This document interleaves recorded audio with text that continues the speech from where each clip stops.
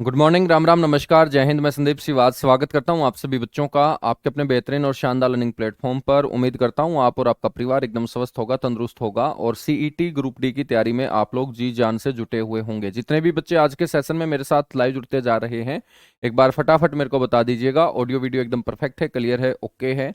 और मेरे दोस्त, हरियाणा इतिहास में आज अपनी 4 नंबर क्लास है और अभी तक हरियाणा इतिहास में जो जो हमने पढ़ा है अच्छे तरीके से आप लोगों ने रिवाइज भी उसको कर लिया होगा। और किसी बच्चे ने यदि रिवाइज नहीं किया है तो साथ के साथ इनको आप लोग रिवाइज करके चलोगे तो मेरे दोस्त ये अच्छे तरीके से दिमाग में सेट होंगे। और यदि आप रिवाइज नहीं करोगे तो फिर मेरे दोस्त क्लास लगाने का भी कोई फायदा नहीं है, क्योंकि लंबे समय तक बिना रिवीजन के ये याद नहीं रहेंगे। और जब याद नहीं रहेंगे तो बच्चों एग्जाम में अपने को वो आउटपुट देखने को नहीं मिलेगी। तो जितना भी मैं करवाता हूँ डेली बहुत आराम से धीरे धीरे आप लोगों को पढ़ा के चल रहा हूँ। मुश्किल से 1 या 2 पेज के नोट्स आपके डेली बनते होंगे और इनको आप साथ के साथ कवर करते चलिएगा, ठीक है। बहुत बढ़िया, राम राम, नमस्कार भाई, जितने भी बच्चे जुड़ते जा रहे हैं। हमने बात की थी यहाँ पर साहित्यिक स्रोत की, और साहित्यिक स्रोत के अंदर बच्चों हम वैदिक साहित्य पढ़ चुके हैं, पौराणिक साहित्य पढ़ चुके हैं और बौद्ध धर्म ग्रंथ तीसरे नंबर पे बच्चों हमने पढ़ना स्टार्ट किया था। बौद्ध धर्म ग्रंथ से हरियाणा के लोगों के रहन सहन, आर्थिक जीवन, महात्मा बुद्ध की हरियाणा के अंदर जो यात्राएं रही हैं उनके बारे में हमें पता चलता है। बच्चों वैसे तो बौद्ध धर्म ग्रंथ बहुत सारे हैं जो हरियाणा के बारे में जानकारी देते हैं, लेकिन मुख्य रूप से 2 बौद्ध धर्म ग्रंथ आपको याद रखने हैं। ये 2 कौन से हैं? एक दिव्य वेदांत नाम का ग्रंथ है और एक मंजिम निकाय नाम का ग्रंथ है। दिव्य वेदांत नाम का जो ग्रंथ है बच्चों, ये हरियाणा के बौद्ध धर्म के प्रचार और प्रसार की भी जानकारी देता है। दिव्य वेदांत नाम का बौद्ध धर्म ग्रंथ बताता है कि बौद्ध धर्म के हरियाणा के अंदर 2 महत्वपूर्ण केंद्र हुआ करते थे। बौद्ध धर्म का एक महत्वपूर्ण केंद्र रोहतक था और दूसरा अग्रोहा था। बेटा, इस अग्रोहा जो क्षेत्र की मैं जिक्र कर रहा हूं, ये हिसार जिले का कस्बा है। रोहतक को आप सभी जानते ही हैं। बच्चों, रोहतक क्षेत्र की सीमा का विवरण दिया गया है। रोहतक का जो आपका विस्तार है वो बताया गया है दिव्य वेदांत नाम के बौद्ध धर्म ग्रंथ के अंदर। और रोहतक का क्षेत्र बताया गया कि 12 योजन ये लंबा हुआ करता था और 7 योजन चौड़ा हुआ करता था। और यहाँ पर कुल 62 दरवाजे, 62 दरवाजे इस क्षेत्र के अंदर हुआ करते थे। दिव्य वेदांत बौद्ध धर्म ग्रंथ के बाद हम चर्चा करेंगे यहाँ पर मंजिम निकाय की।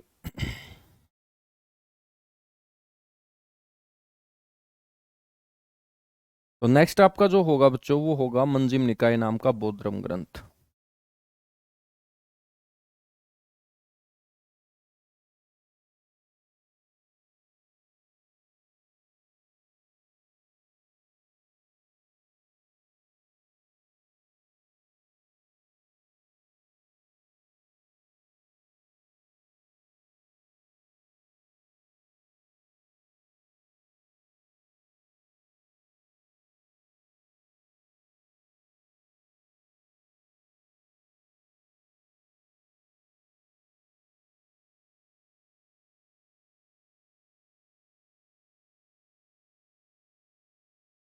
मंजिम निकाय नाम का बौद्ध धर्म ग्रंथ।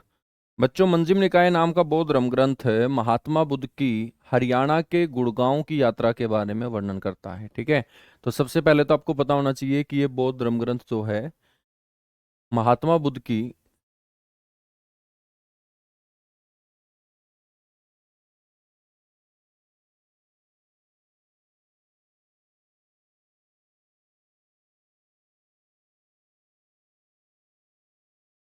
गुड़गांव क्षेत्र की यात्रा के बारे में वर्णन करता है।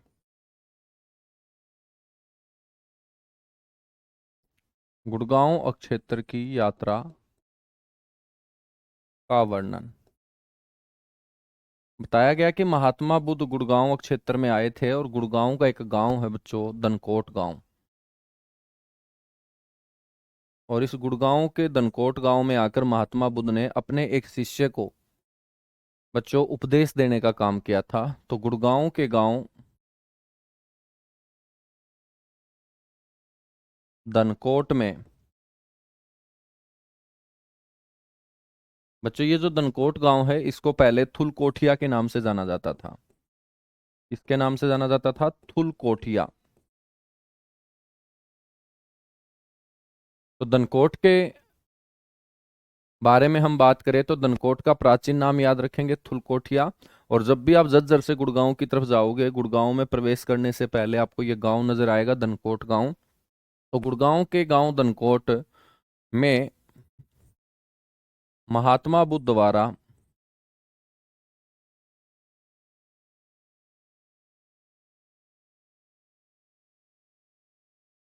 अपने शिष्य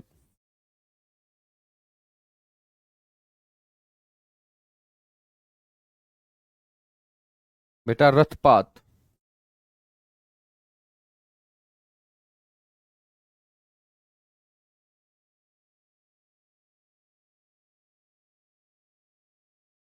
को उपदेश दिया गया था। क्या दिया गया था? उपदेश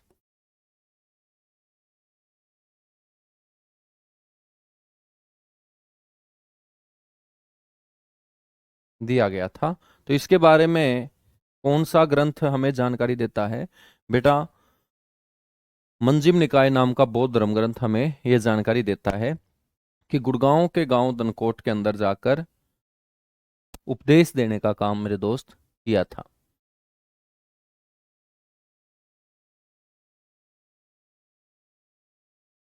ठीक है, तो मंजिम निकाय में ये आपको दो बातें याद रखनी है।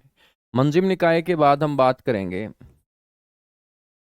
अगला जो बौद्ध धर्म ग्रंथ है, दीपवंश।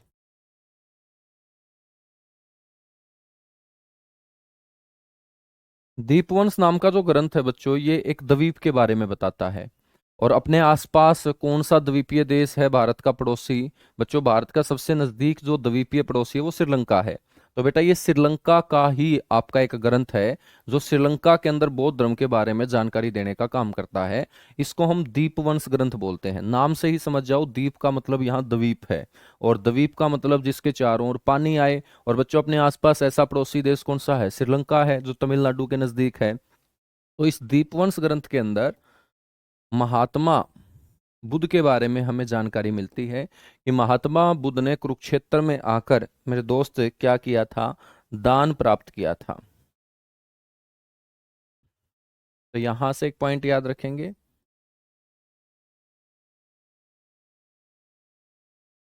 जो ये ग्रंथ मैं आपको बता रहा हूं बेटा, इस ग्रंथ में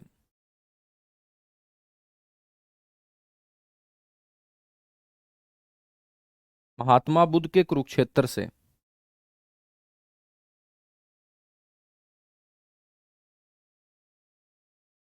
महात्मा बुद्ध के कुरुक्षेत्र से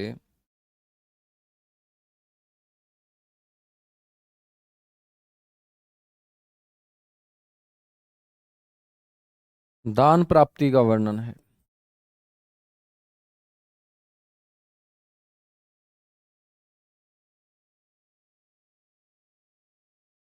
ठीक है, तो ये आप लोगों को ध्यान रखना है। महात्मा बुद्ध के कुरुक्षेत्र से दान प्राप्ति का क्या है बच्चों? वर्णन है कि कुरुक्षेत्र से दान प्राप्त किया गया था महात्मा बुद्ध के द्वारा।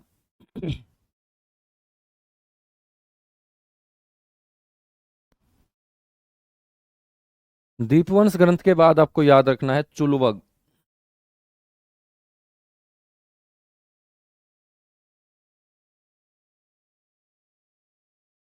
ठीक है, एक और ग्रंथ है जिसका नाम है चुलवग।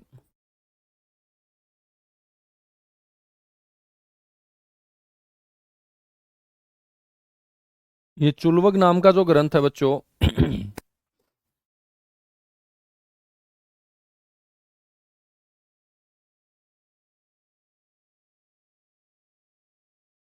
ये हरियाणा में बौद्ध धर्म के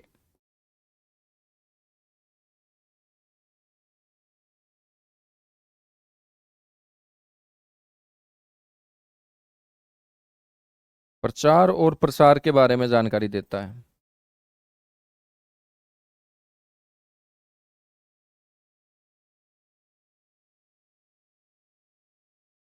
और इसमें बताया गया है कि हरियाणा के अंदर बौद्ध धर्म का जो शक्तिशाली केंद्र था बच्चों, वो कौन सा था? अग्रोहा था। बौद्ध धर्म का हरियाणा में शक्तिशाली केंद्र। तो आपसे पूछा जाएगा कि बौद्ध धर्म का हरियाणा में शक्तिशाली केंद्र कौन सा था?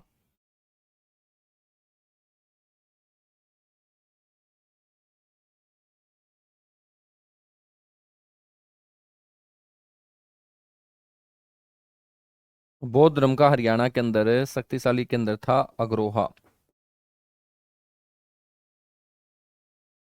ठीक है। और बेटा इस अग्रोहा को अगलपुर के नाम से भी पुकारा गया है इस चुलवग नाम के ग्रंथ के अंदर। वैसे अग्रोहा का प्राचीन नाम आप अगरोदका पढ़ते होंगे, तो अगरोदका के साथ साथ एक और याद रखना है अगलपुर। और अगलपुर का जो वर्णन है बेटा वो आप लोगों को पता होना चाहिए कि कौन से ग्रंथ के अंदर हमें मिलता है वर्णन, चुलवग नाम के ग्रंथ के अंदर बच्चों हमें इसका वर्णन मिलता है। ठीक है, यहां तक चीजें समझ में आई? फटाफट नोट कीजिएगा। चुलवक के बाद हम बात करेंगे, नेक्स्ट जो ग्रंथ है वो है मंजूम श्री मूल कल्प।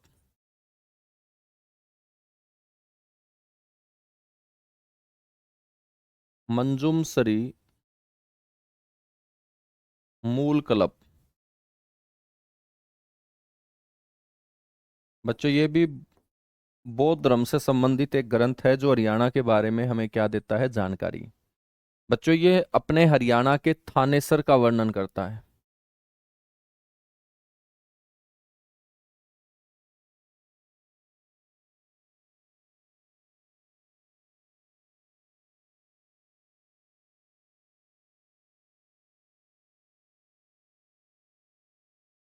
हरियाणा के थानेसर का वर्णन।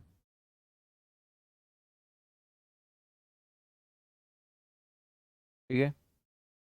और बताया गया है कि थानेसर के जो लोग थे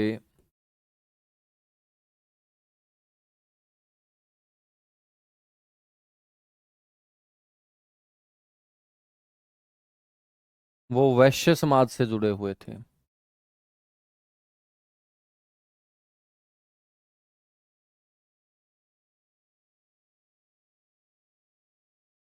वैश्य का मतलब होता है व्यापारी वर्ग।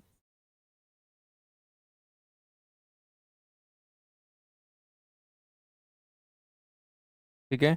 तो थानेसर में रहने वाले अधिकतर जो लोग थे वो कौन से समुदाय से जुड़े हुए थे, वैश्य समुदाय से जुड़े हुए थे। इस बात की जानकारी हमें कौन सा ग्रंथ देता है, मंजूम श्री मूल कल्प मेरे बच्चों देता है। मंजूम श्री मूल कल्प देने का काम करता है। ठीक है। नेक्स्ट जो आपको ग्रंथ याद रखना है वो है पंपत सुदनी।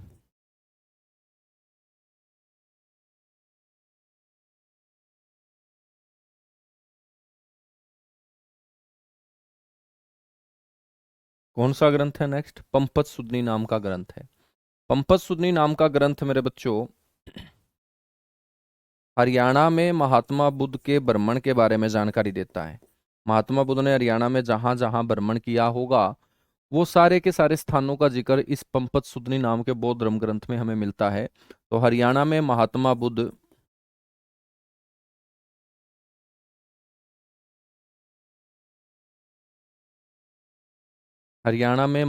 बुद्ध की यात्राओं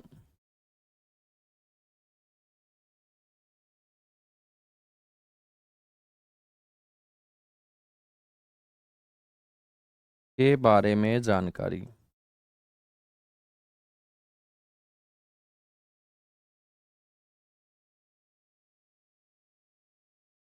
हमें कौन से बौद्ध धर्म ग्रंथ से पता चलती है? पंपत सुदनी नाम के बौद्ध धर्म ग्रंथ से हमें यह जानकारी मिलती है। ठीक है।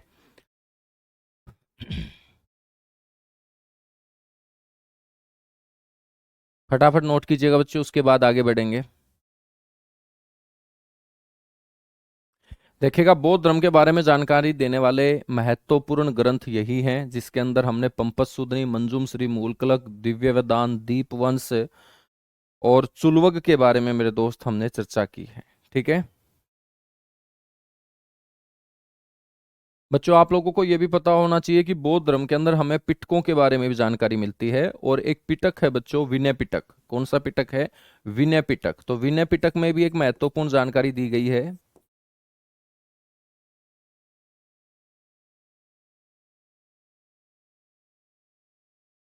विनय पिटक। बेटा विनय पिटक के अंदर जानकारी दी गई है कि एक बहुत तगड़े वैद्य थे, हकीम थे, जिनका नाम था जीवक। महान वैद्य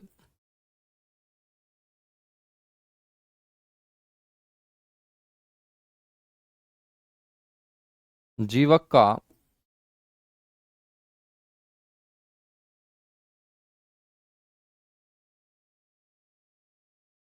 हरियाणा से संबंध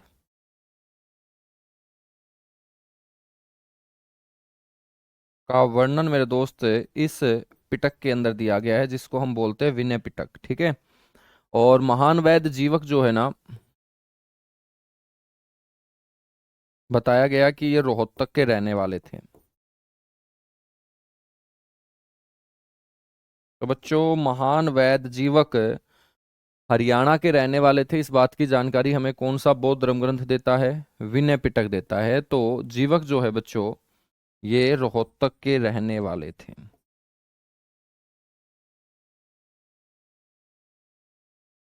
बड़ा इंपॉर्टेंट क्वेश्चन है कि महान वैद्य जीवक का संबंध हरियाणा में कहाँ से था, तो आप बोलेंगे रोहतक से था। कहाँ से था बच्चों? रोहतक से था। ठीक है। बौद्ध धर्म ग्रंथ के बच्चों जो और कथाएं हैं, जिनको हम जातक कथाएं बोलते हैं, जिनको हम जातक कथाएं बोलते हैं, तो जातक कथाओं के अंदर भी हरियाणा के कुरुक्षेत्र का वर्णन बार बार हमें मिलता है।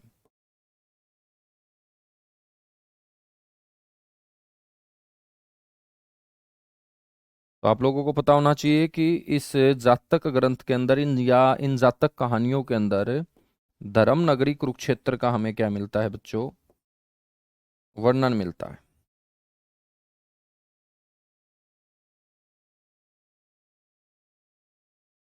धर्म नगरी कुरुक्षेत्र का हमें क्या मिलता है?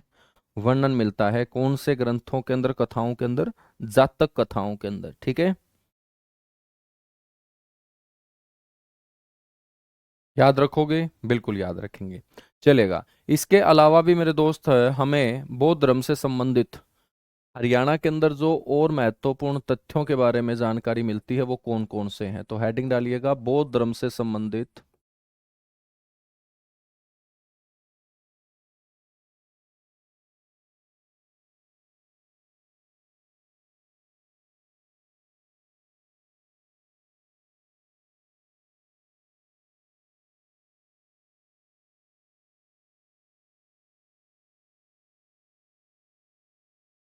महत्वपूर्ण तथ्य। ठीक है। बौद्ध धर्म से संबंधित महत्वपूर्ण तथ्य। बच्चों, सबसे पहला तथ्य तो आपको पता होना चाहिए कि महात्मा बुद्ध ने हरियाणा का जो यमुनानगर जिला है, यमुनानगर के अंदर एक गांव पड़ता है जिसका नाम है सुध। सुध नाम के गांव के अंदर आके महात्मा बुद्ध ने मेरे बच्चों क्या दिए थे? प्रवचन दिए थे। ठीक है। तो सबसे पहला तथ्य तो हरियाणा के बारे में ये याद रखना है कि महात्मा बुद्ध के द्वारा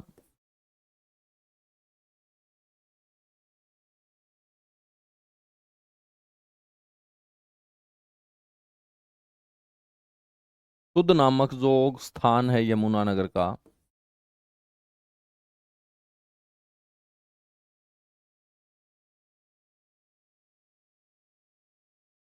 ठीक है,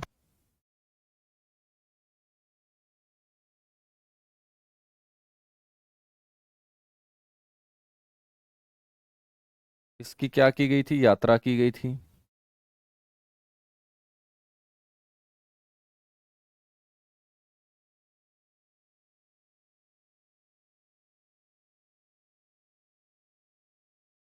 और यहां पर मेरे दोस्त महात्मा बुद्ध के द्वारा क्या दिए गए थे? प्रवचन दिए गए थे।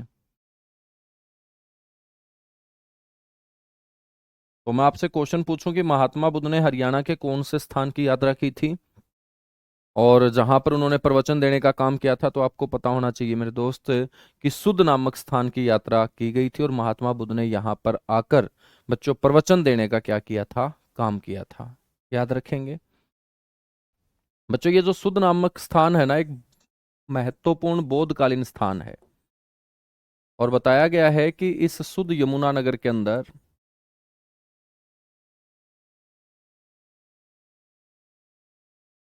5 बौद्ध विहारों का निर्माण करवाया गया था। बौद्ध विहार तो समझते होंगे आप। 5 बौद्ध विहारों का निर्माण, जिनमें से एक बौद्ध विहार का निर्माण बच्चों सम्राट अशोक के द्वारा करवाया गया था।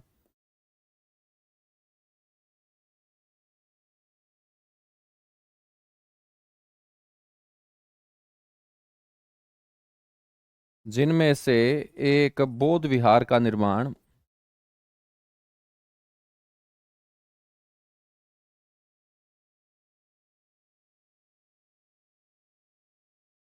बेटा किसने करवाया था? सम्राट अशोक ने। याद रखेंगे, जिसमें से एक बौद्ध विहार का निर्माण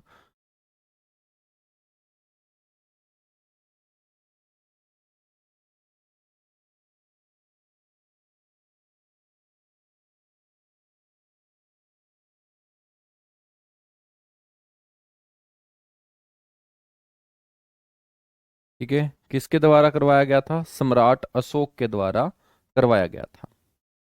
राम राम भाई, नमस्कार। जो भी बच्चे लेट से जुड़े हैं उनको राम राम नमस्कार। ठीक है,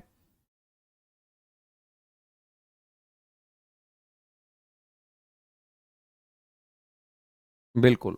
हम बात कर रहे हैं कि शुद्ध यमुनानगर के अंदर मेरे दोस्त बौद्धकालीन स्तूप के बारे में भी अपने को जानकारी मिलती है। स्तूप का मतलब क्या होता है? एक अर्ध गोलाकार आकृति का बना हुआ गुंबद होता है मेरे दोस्त, उसी को हम बोलते हैं स्तूप। और स्तूप हमेशा धार्मिक स्थान होता है बौद्ध धर्म से जुड़े हुए लोगों का। तो याद रखेंगे, शुद्ध यमुनानगर में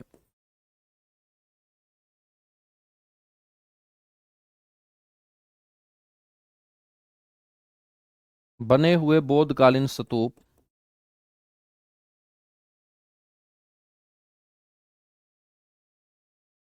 बौद्धकालीन स्तूप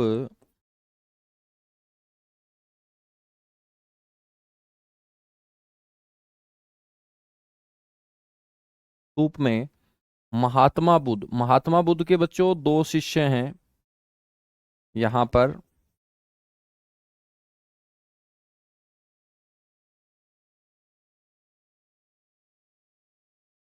जिसमें से एक का नाम है सारिपुत्र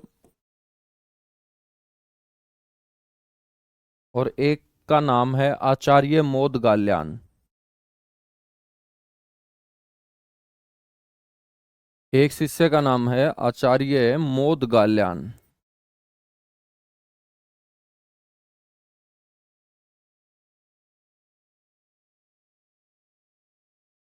बच्चों, इन दोनों शिष्यों के बाल और नाखून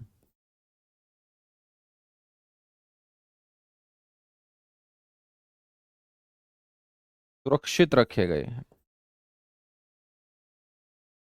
तो बड़ा इंपॉर्टेंट क्वेश्चन बनता है बच्चों, ये बताइएगा, आचार्य सारिपुत्र और मोदगाल्यान के बाल और नाखून हरियाणा के कौन से बौद्धकालीन स्थान के ऊपर सुरक्षित रखे गए हैं? तो आप बोलेंगे वो सुरक्षित रखे गए हैं सुध नामक स्थान के ऊपर। कहां पर? सुध नामक स्थान के ऊपर। ठीक है बच्चों, यदि मैं स्तूप की बात करूं तो बौद्ध धर्म से जुड़ी हुई ये इमारतें स्तूप, इसमें से एक 300 फीट ऊंचा स्तूप बच्चों बनाने का काम सम्राट अशोक ने हरियाणा के कुरुक्षेत्र के थानेसर में भी किया था। तो आपको पता होना चाहिए, सम्राट अशोक के द्वारा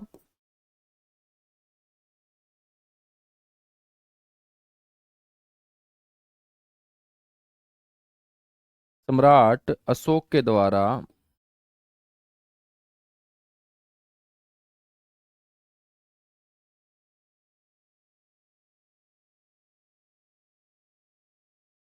300 फीट ऊंचा स्तूप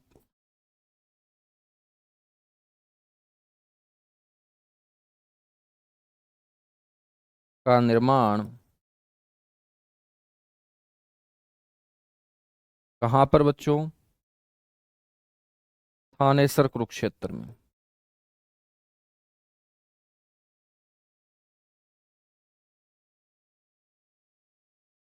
थानेसर कुरुक्षेत्र में, ठीक है बेटा। स्तूप का जिक्र हो रहा है तो चनेट्टी गांव पड़ता है यमुनानगर के अंदर, वहां पर भी एक स्तूप बना हुआ है। इसको हम चनेट्टी ग्राम का स्तूप बोलते हैं।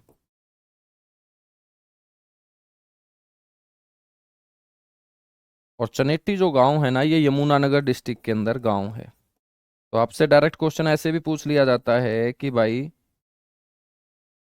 चनेट्टी ग्राम का स्तूप कौन से जिले में है? यमुनानगर में। और ये जो स्तूप है, ये स्तूप हरियाणा के अंदर सबसे पुरानी धार्मिक इमारत माना गया है। तो हरियाणा की सबसे प्राचीन धार्मिक इमारत। और धार्मिक इमारत है तो कौन से धर्म से जुड़ी हुई है? बौद्ध धर्म से जुड़ी हुई है। तो हरियाणा की सबसे प्राचीन धार्मिक इमारत बच्चों आपसे कोई पूछ ले तो आपको बोलना है चनेट्टी ग्राम का स्तूप।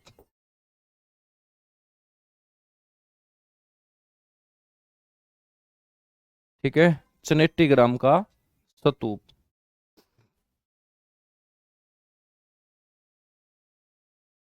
तो चनेट्टी ग्राम का स्तूप, स्तूप की आकृति कैसी होती है? अर्ध गोलाकार होती है, ये भी आप लोगों को ध्यान रखना है। ठीक है बच्चों, सम्राट अशोक ने हरियाणा के थानेसर के अलावा भी स्तूपों का निर्माण करवाया था।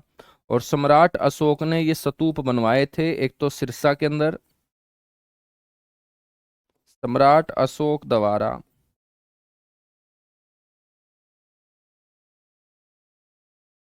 स्तूपों का निर्माण।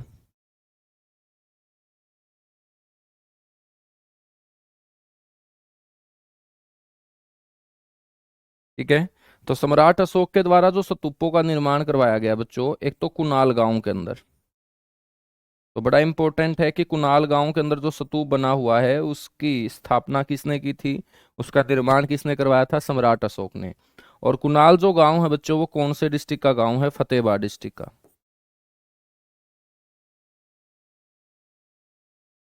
और साथ के साथ याद रखना है सिरसा में। ठीक है, तो सम्राट अशोक के द्वारा जो स्तूपों का निर्माण करवाया गया था वो कुणाल गांव और सिरसा के अंदर मेरे दोस्त करवाया गया था। इससे पहले 300 फुट ऊंचा एक स्तूप थानेसर कुरुक्षेत्र में भी सम्राट अशोक जो हैं वो स्थापित करवा चुके थे, बनवा चुके थे।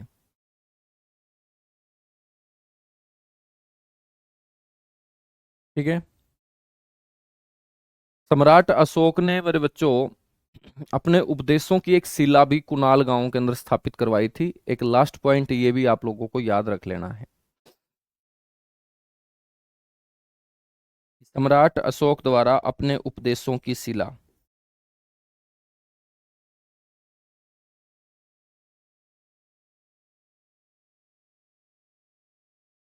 सम्राट अशोक के द्वारा अपने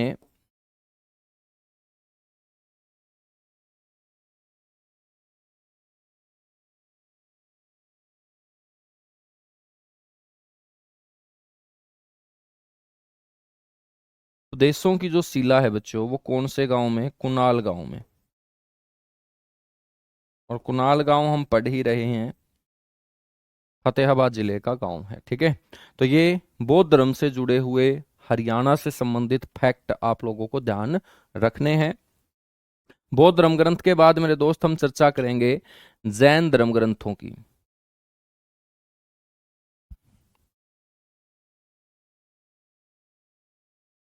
हेडिंग डालिएगा जैन धर्म ग्रंथ। चौथे नंबर पे बच्चों हम चर्चा कर रहे हैं साहित्यिक स्रोतों के अंदर जैन धर्म ग्रंथ।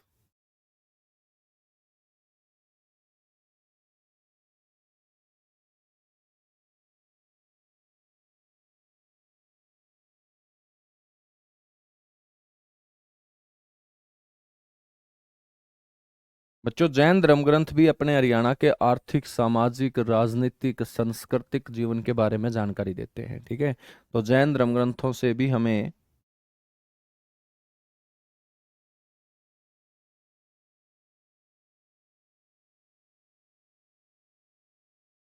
हरियाणा के आर्थिक,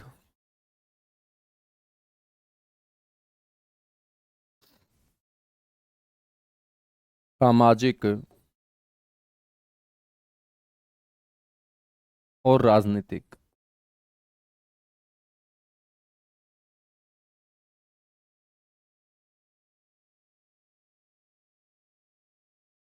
बच्चों जीवन की जानकारी मिलती,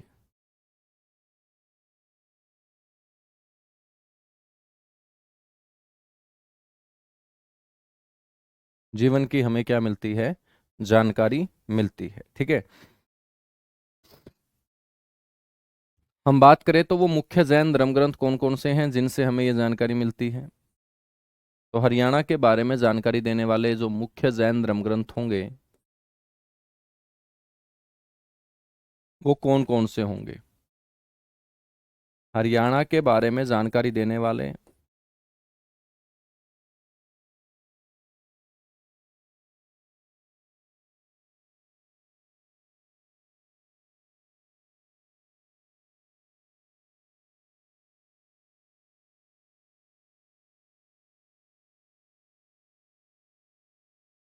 मुख्य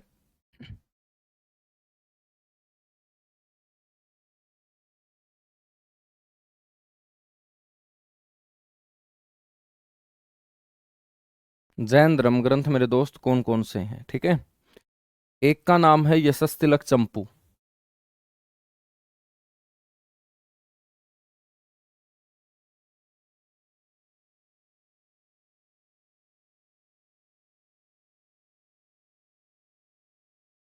यशस्तिलक चंपू। बच्चों ये यशस्तिलक चंपू किसके द्वारा लिखा गया है? सोमदेव के द्वारा।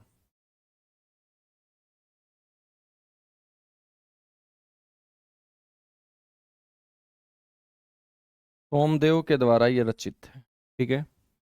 यशस्तिलक नाम का जो चंपू है ये सोमदेव के द्वारा रचित है। और ये यशस्तिलक चंपू जो है ये हरियाणा में तोमर वंशावली के बारे में भी जानकारी देता है। हरियाणा में तोमरों के शासन की जानकारी। बड़ा इंपॉर्टेंट क्वेश्चन है ये, कई बार पेपरों में पूछा जा चुका है कि हरियाणा में तोमरों के शासन की जानकारी हमें कौन से ग्रंथ से मिलती है? आप बोलेंगे यशस्तिलक चंपू से मिलती है। तोमरों के शासन की जानकारी हमें कौन से ग्रंथ से मिलती है? यशस्तिलक चंपू से मेरे बच्चों हमें मिलती है, ठीक है ना। नेक्स्ट हम बात करेंगे, एक ग्रंथ है जसहर चर्यू।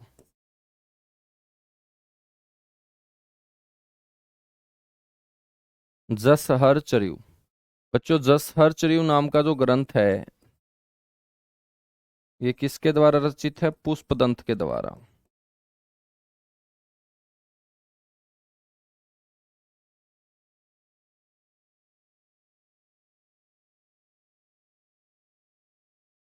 ये किसके द्वारा रचित होगा? पुष्पदंत के द्वारा। क्वेश्चन कैसे पूछेगा कि भाई जसहर चर्यू नाम का जो ग्रंथ है ना वो कौन से धर्म से जुड़ा हुआ है? आप बोलेंगे जैन धर्म से। आपसे फिर पूछा जाएगा कि ये किसके द्वारा रचित है? आप बोलेंगे पुष्पदंत के द्वारा। आपसे पूछ लेगा इसके बारे में हमें कौन से धर्म से संबंधित जानकारी मिलती है, तो बच्चों हरियाणा के अंदर जैन धर्म के बारे में हमें जानकारी मिलती है, ठीक है। इसके अलावा आपको ध्यान रखना है भद्रबाहु चरित। भद्रबाहु के द्वारा लिखा गया भद्रबाहु चरित।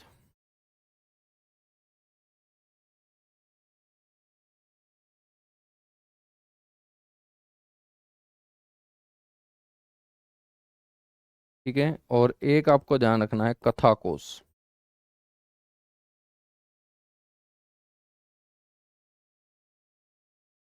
तो बच्चों ये चार ग्रंथ हैं जो जानकारी देते हैं हरियाणा के अंदर जैन धर्म के बारे में, ठीक है।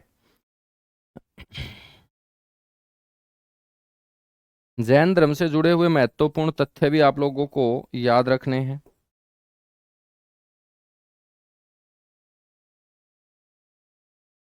महत्वपूर्ण तथ्यों में बच्चों सबसे पहले आपको पता होना चाहिए कि हरियाणा के अंदर जैन धर्म को पुनर्जीवित करने का श्रेय हम किसे देते हैं? तो बच्चों बताया गया है कि गुजरात के रहने वाले जीन वल्लभ सूरी ये हरियाणा में आए थे और हरियाणा में जैन धर्म को पुनर्जीवित किया था। तो हरियाणा में जैन धर्म को पुनर्जीवित करने का श्रेय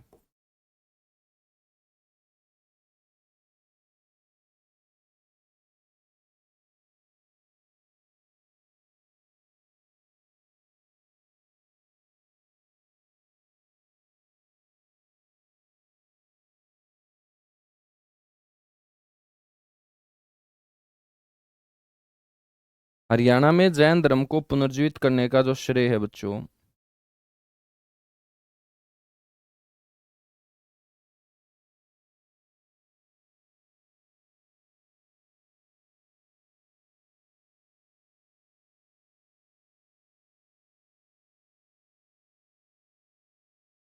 जीन वल्लभ सूरी को जाता है। और जीन वल्लभ सूरी मेरे दोस्त कहाँ रहते थे? रहने वाले गुजरात के थे, लेकिन हरियाणा के अंदर बच्चों ये हांसी के अंदर रहा करते थे। कहाँ रहा करते थे? हांसी के अंदर।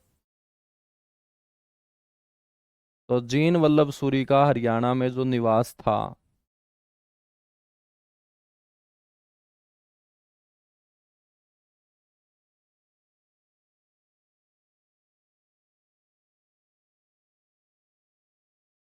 बच्चों वो हांसी था।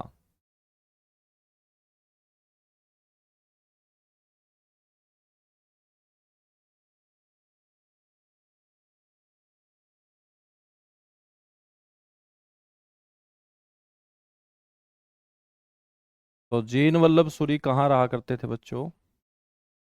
हांसी हिसार में रहा करते थे। ठीक है, हम बात करें तो जैन धर्म के जो शक्तिशाली केंद्र थे हरियाणा में,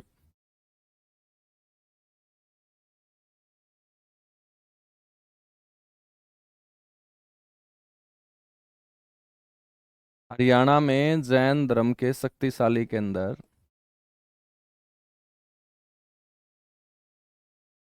बच्चों वो था,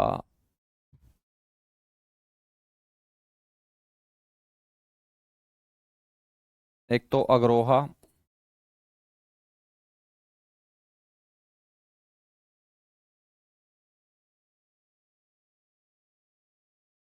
और एक मेरे दोस्त हांसी। अग्रोहा और हांसी जो है, ये जैन धर्म के शक्तिशाली केंद्रों में मेरे दोस्त शामिल थे। बच्चों हरियाणा के अंदर जैन धर्म का प्रचार और प्रसार बड़े स्तर पर जिस विद्वान ने किया, उनका नाम था जैन विद्वान लोहाचार्य। तो हरियाणा के अंदर जैन धर्म का प्रचार और प्रसार,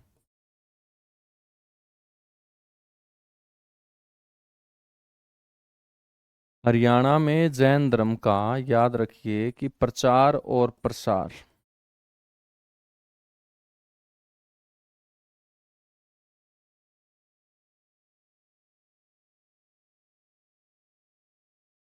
करने का जो हम श्रेय देंगे वो लोहाचार्य को देंगे। लोहाचार्य, लोहाचार्य जो है बच्चों, ये कहाँ के रहने वाले थे? इनका जन्म हुआ था हरियाणा के हिसार जिले के अग्रोहा कस्बे के अंदर। तो लोहाचार्य का जो जन्म है वो कहाँ हुआ है? अग्रोहा के अंदर हुआ है। ठीक है भाई, ये 4 नंबर की क्लास है रोहित शर्मा। ठीक है, हाँ 4 नंबर क्लास ही है, तो टेंशन मत ले।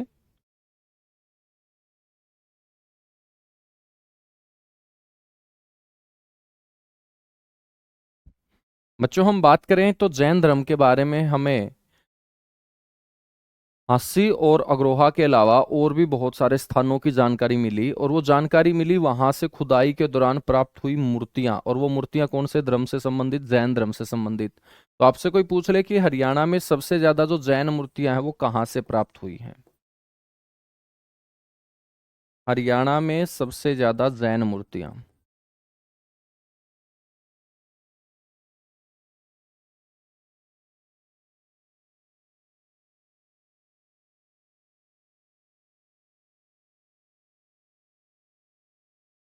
तो बेटा आपको पता होना चाहिए कि हरियाणा में सबसे ज्यादा जो जैन मूर्तियां प्राप्त हुई, ये प्राप्त हुई हैं एक तो हांसी से,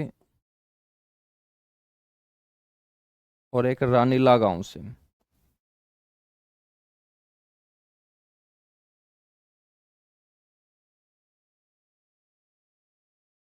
और रानीला गांव बच्चों कौन से जिले का है? चरखी दादरी जिले का। ठीक है बच्चों, इन मूर्तियों में बड़ी इंपॉर्टेंट मूर्ति है 9वीं सदी के संत आदिनाथ।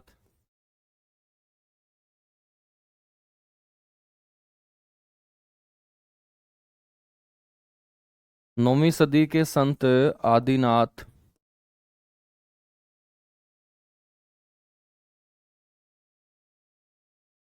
की जो मूर्ति है बच्चों, ये जींद से प्राप्त हुई।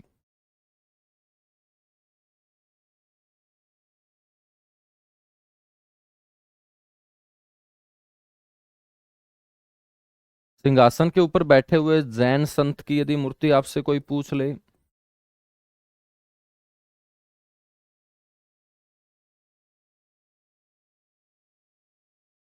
सिंहासन पर बैठे हुए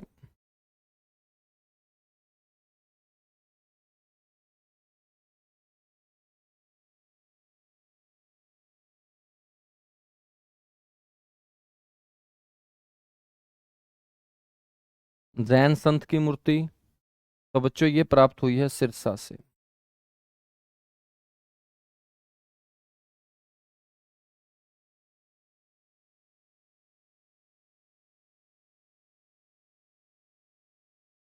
ठीक है, कहाँ से प्राप्त हुई है ये? सिरसा से प्राप्त हुई है। यहां तक बातें समझ में आई? एक बार फटाफट बताइएगा बच्चों, बिल्कुल स्टेप बाय स्टेप हम चल रहे हैं, बिल्कुल स्टेप बाय स्टेप हम चल रहे हैं, ठीक है।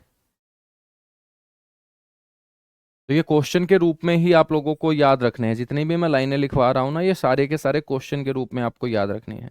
भगवान पार्श्वनाथ की मूर्ति आपसे पूछ ले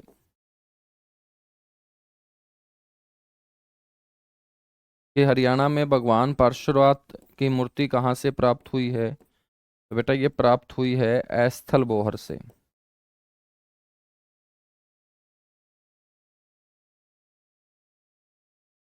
ऐस्थल बोहर गांव रोहतक जिले का गांव है। भगवान महावीर की मूर्ति आपसे कोई पूछ ले कहाँ से प्राप्त हुई, तो आप बोलेंगे पिंजौर से प्राप्त हुई। भगवान महावीर की मूर्ति, हरियाणा में भगवान महावीर की मूर्ति कहाँ से प्राप्त हुई है बच्चों? पिंजौर से।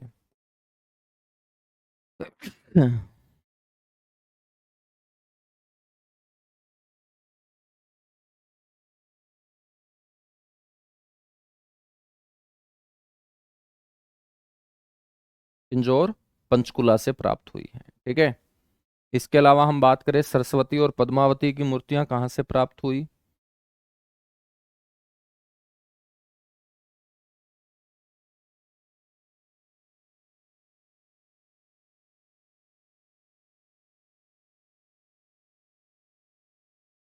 सरस्वती व पद्मावती की मूर्ति बच्चों प्राप्त हुई है हांसी से। तो इन मूर्तियों से भी हमें हरियाणा के अलग अलग क्षेत्र के अंदर जैन धर्म के प्रचार और प्रसार के बारे में क्या मिली? जानकारी मिली। तो सरस्वती और पद्मावती की मूर्तियां कहाँ से प्राप्त हुई है? हांसी से प्राप्त हुई है, ठीक है। तो बेटा ये था हमारा जैन साहित्य, जैन धर्म ग्रंथ के बारे में इतनी सी बातें आप लोगों को पता होना चाहिए, ठीक है।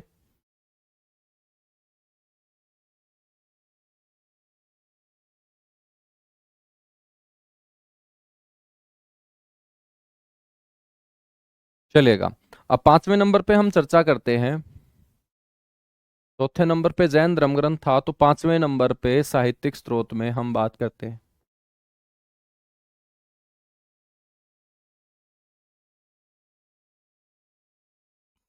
विदेशी विवरण।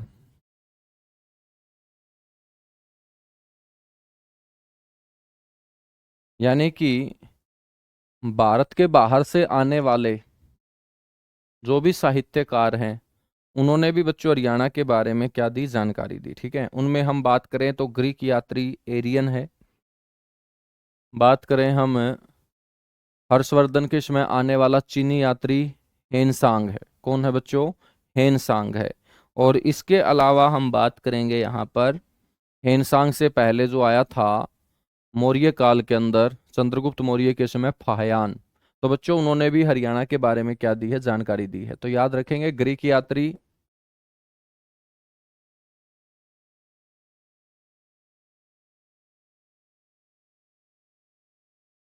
एरियन व चीनी यात्री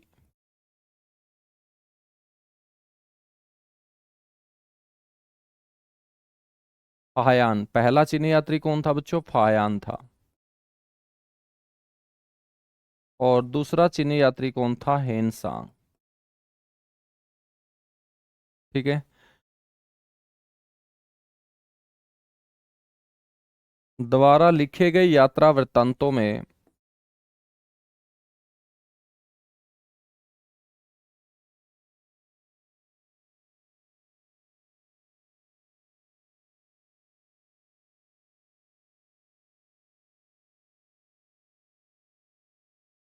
ठीक है, तो लिखे गए यात्रा वृत्तांतों में हरियाणा अक्षेत्र का वर्णन मेरे दोस्त दिया गया है। हरियाणा अक्षेत्र का क्या दिया गया है? वर्णन दिया गया है।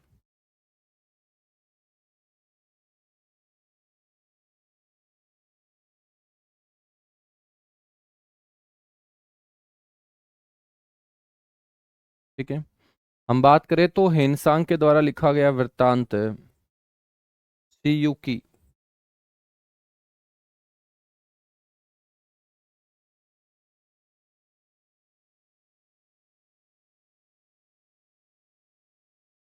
हेनसांग का जो यात्रा वृत्तांत है सीयू की,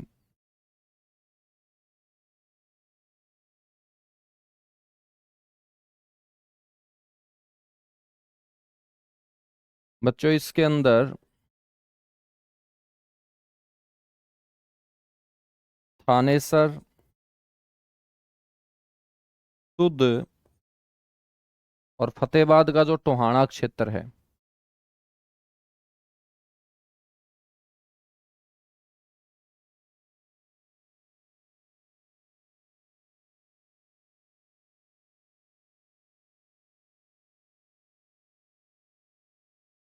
ये जानकारी हमें बच्चों प्राप्त होती है।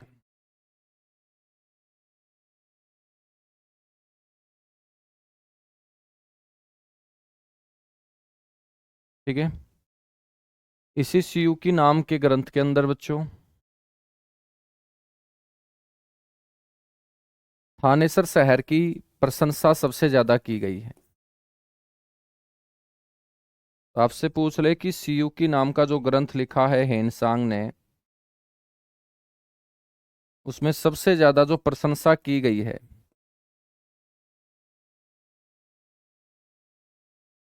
वो कौन से शहर की गई है?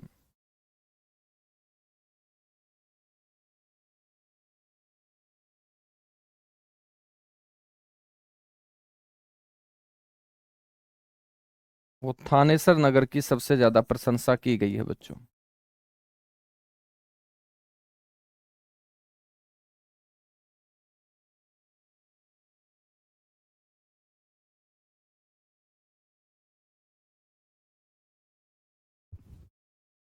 ठीक है, तो सबसे ज्यादा प्रशंसा थानेसर नगर की गई है कौन से ग्रंथ के अंदर? सीयू की नाम के ग्रंथ के अंदर।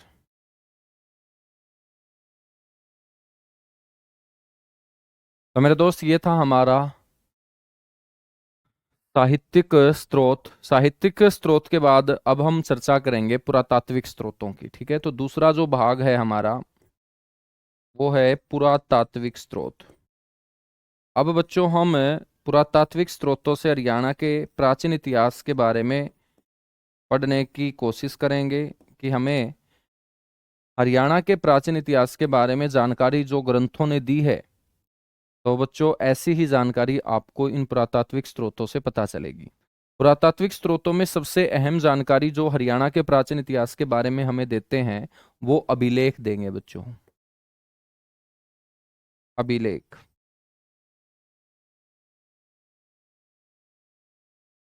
ठीक है, अभिलेख का मतलब क्या होता है? किसी भी कठोर सतह के ऊपर खुदाई करके लिखे गए अक्षरों को हम अभिलेख बोलते हैं। ठीक है, तो कोई भी कठोर सतह है जो हम बच्चों स्कूल में बेंचों के ऊपर लिख दिया करते थे, दीवारों के ऊपर लिख दिया करते थे, ऐसे ही पहले के जो शासक हैं, लोग जो हैं, वो किसी भी कठोर सतह के ऊपर, वो कठोर सतह किसी पत्थर की भी हो सकती है, किसी धातु की भी हो सकती है। ठीक है, तो किसी भी कठोर सतह के ऊपर खुदाई करके लिखे गए अक्षरों को या लिखे गए अपने मन के भावों को बच्चों हम क्या बोलते हैं? अभिलेख बोलते हैं।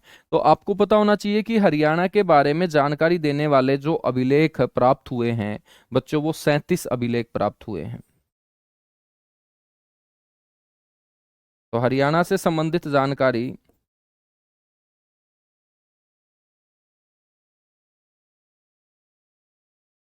हरियाणा से संबंधित जानकारी देने वाले अभिलेखों की संख्या।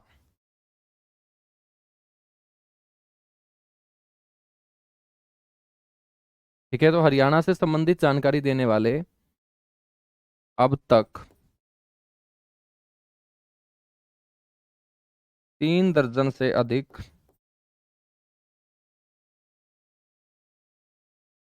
3 दर्जन से अधिक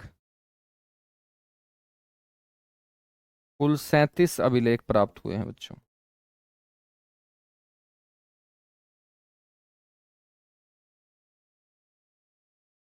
कुल 37 अभिलेख जो हैं वो प्राप्त हुए हैं।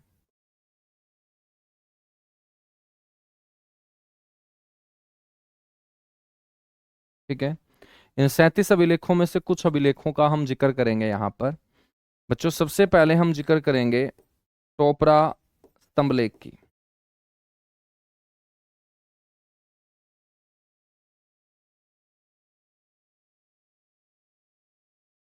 टोपरा स्तंभलेख, बेटा ये टोपरा स्तंभलेख जो है ये टोपरा नामक गांव यमुनानगर जिले के अंदर है।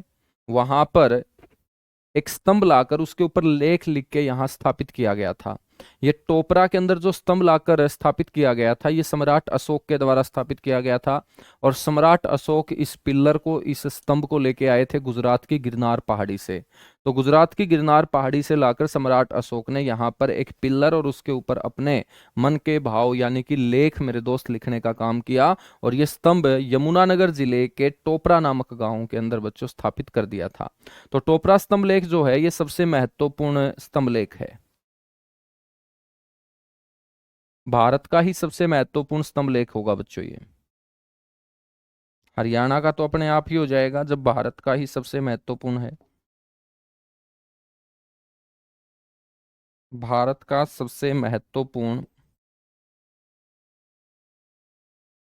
स्तंभ लेख। मैंने भारत का सबसे महत्वपूर्ण स्तंभ लेख क्यों बताया, क्योंकि अभी तक भारत से जितने भी स्तंभ लेख प्राप्त हुए हैं बच्चों, उनमें से सबसे ज्यादा जो राजज्ञाएं हैं वो अंकित इस टोपरा स्तंभ लेख के ऊपर पाई गई हैं। ठीक है, तो याद रखना है भारत का सबसे महत्वपूर्ण स्तंभ लेख, सबसे ज्यादा राजज्ञाएं अंकित, सबसे ज्यादा 7 राजज्ञाएं।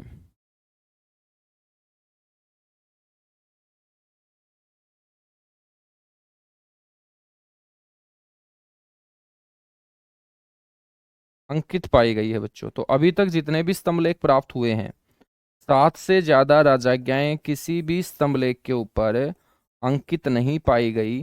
तो सबसे ज्यादा राजज्ञाएं इसी के ऊपर अंकित पाए जाने के चलते हम इसको भारत के अंदर सबसे महत्वपूर्ण स्तंभ लेख मेरे दोस्त बोलेंगे। ठीक है, ये जो स्तंभ लेख है ये किसके द्वारा स्थापित किया गया?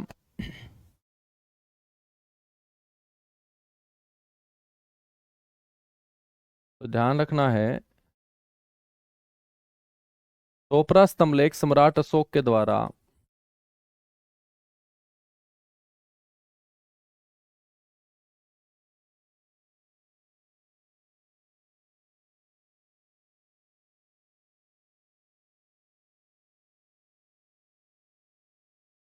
गिरनार पहाड़ी,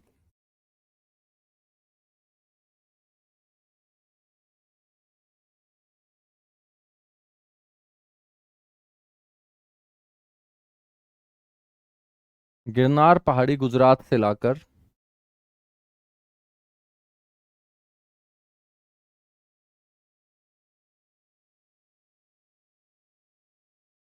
टोपरा गांव यमुनानगर में स्थापित। पहले बच्चों ये गांव अंबाला जिले में आया करता था, तो कई जगह ये अंबाला जिला भी लिखा मिलेगा। लेकिन अब आपको ये ध्यान रखना है ये कौन से जिले का गांव है, यमुनानगर जिले का। तो टोपरा गांव यमुनानगर। ठीक है, तो टोपरा गांव यमुनानगर में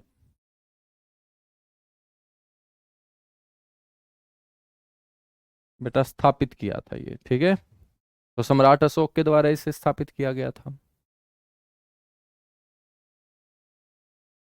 बच्चों हम बात करें तो स्तंभ लेख की जो भाषा है,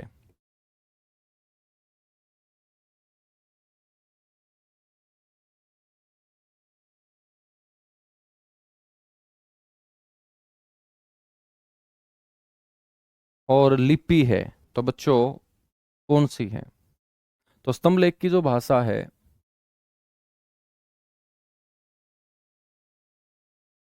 वो ब्राह्मी, कौन सी लिपि होगी? ब्राह्मी लिपि।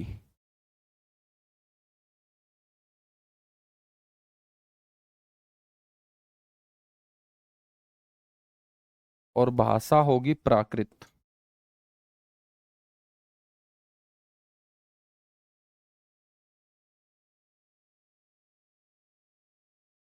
ठीक है, तो आपसे क्वेश्चन पूछ ले कि ये जो लेख है ये कौन सी लिपि और भाषा में लिखे गए, तो भाषा होगी प्राकृत और लिपि होगी ब्राह्मी।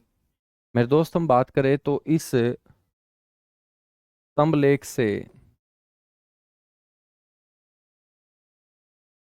इस स्तंभ लेख पर विग्रहराज चतुर्थ, एक चौहान शासक हुआ है विग्रहराज चतुर्थ। बच्चों, उस विग्रहराज चतुर्थ के भी 3 अभिलेख यहाँ पर अंकित पाए गए।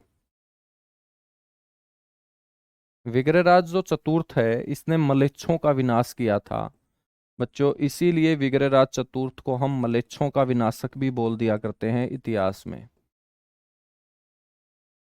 इसको हम क्या बोल देते हैं? मलेच्छों का विनाशक।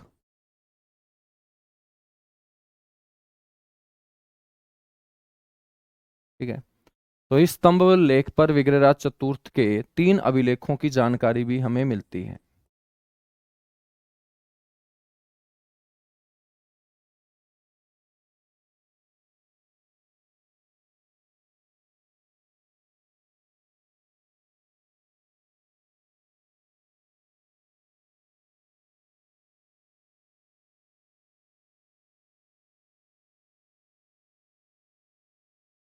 ठीक है, तो ये भी आपको याद रखना है।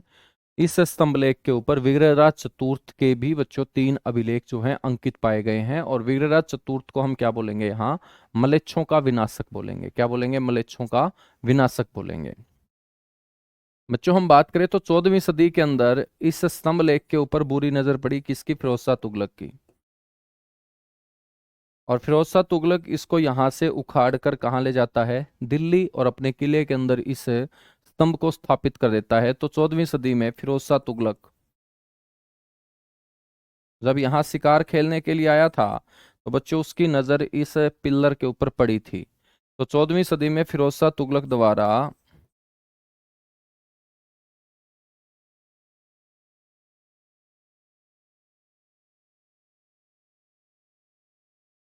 इसे यहां से उखाड़कर, इसे यहां से उखाड़कर यमुना नदी के रास्ते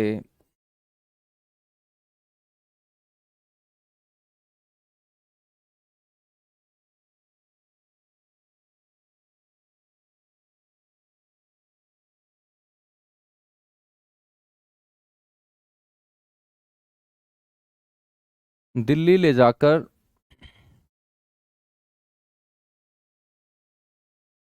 अपने किले में स्थापित करवाया था बच्चों।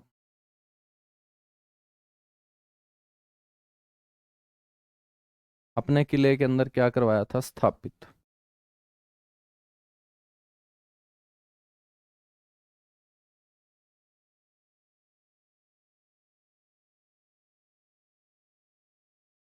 तो ये आपको ध्यान रखना है।